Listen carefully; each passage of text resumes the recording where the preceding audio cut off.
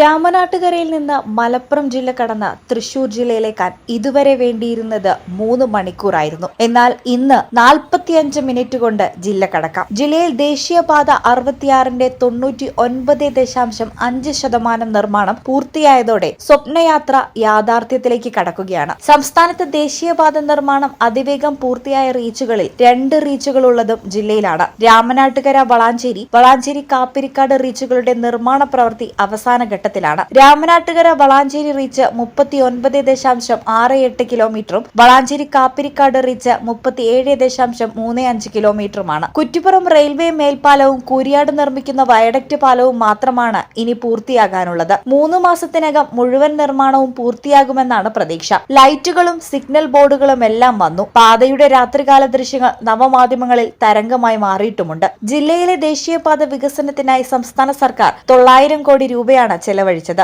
ഭൂമി ഏറ്റെടുക്കലിനായി സംസ്ഥാനത്ത് ഏറ്റവും അധികം തുക ചെലവഴിച്ചതും ജില്ലയിലാണ്. ദേശീയപാതയിൽ 116 CCTV ക്യാമറകളും സൂചനാ ബോർഡുകളും സ്ഥാപിച്ചു കഴിഞ്ഞു. ഓരോ കിലോമീറ്റർ ഇടവിട്ടാണ് ക്യാമറയുള്ളത്. ക്യാമറകളിൽ 60 എണ്ണം 360 ഡിഗ്രി ക്യാമറകളാണ്. ദീർഘദൂര ദൃശ്യങ്ങൾ പിടിച്ചെടുക്കാൻ കഴിയുന്നതാണ് ഭൂരിപക്ഷവും. 3 മിനിറ്റിൽ കൂടുതൽ സമയം ഹൈവേയിൽ വാഹനങ്ങൾ നിർത്തിയിട്ടാൽ അതും ക്യാമറയിൽ പതിയും. വാഹനങ്ങളുടെ വേഗം, തെറ്റായ ട്രാക്കിലൂടെയുള്ള ഓട്ടം, സീറ്റ് ബെൽറ്റ് ധരിക്കാതിരിക്കൽ പോലുള്ള കാര്യങ്ങളും പതിയും. വെട്ടിച്ചിറയിലും കുറ്റിപ്പുറത്തും 24 മണിക്കൂർ കൺട്രോൾ റൂം സജ്ജമാക്കും. വാഹനങ്ങളുടെ വേഗം കാണിക്കുന്ന ഡിജിറ്റൽ ബോർഡുകളും സ്ഥാപിച്ചിട്ടുണ്ട്. 5 കിലോമീറ്റർ ഇടവിട്ടാണ് ഡിജിറ്റൽ ബോർഡ് ഉള്ളത്. വളാഞ്ചേരിയിലും കോട്ടയ്ക്കിലും പുതിയ ബൈപ്പാസ് വന്നതോടെ 2 ഇടങ്ങളിലും ഗതാഗത കുരുക്കിന് ശമനമായിട്ടുണ്ട്. വട്ടപ്പാറ ഓണിയിൽ പാലം ബൈപ്പാസിലാണ് 4.5 കിലോമീറ്ററിൽ വട്ടപ്പാറ ഓണിയിൽ പാലം ബൈപ്പാസിലാണ് നിലവിൽ സംസ്ഥാനത്തെ ഏറ്റവും വലിയ വയഡക്ട് പാലമുള്ളത്. ദേശീയപാത ഇടിഞ്ഞ് സർവീസ് റോഡിലേക്ക് വീണ കൂരിയാട് വയഡക്ട് പാലത്തിന്റെ നിർമ്മാണം വേഗത്തിൽ നടക്കുന്നുണ്ട്. ഇവിടുത്തെ വയഡക്ട് പാലത്തിന്റെ നീളം 400 മീറ്ററോളം വരും. പാലത്തിനടിയിൽ വെള്ളം ഒഴുകിപ്പോകാനുള്ള 3 കലുങ്കുകൾ നിലനിർത്തിയാണ് വയഡക്ട് പാലം നിർമ്മിക്കുന്നത്. പ്രധാന ജംഗ്ഷനുകളിലെല്ലാം അടിപ്പാതയോ മേൽപ്പാതയോ നിർമ്മിച്ചിട്ടുണ്ട്.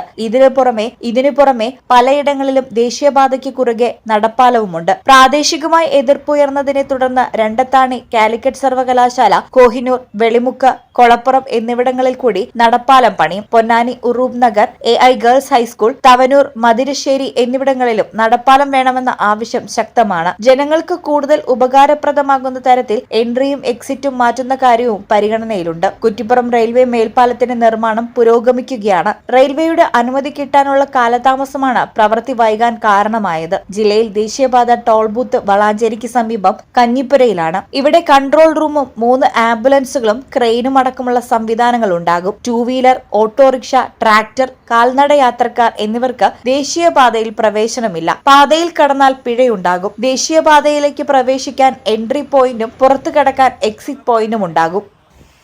ന്യൂസ് ഡെസ്ക്, ഈ ചാനൽ.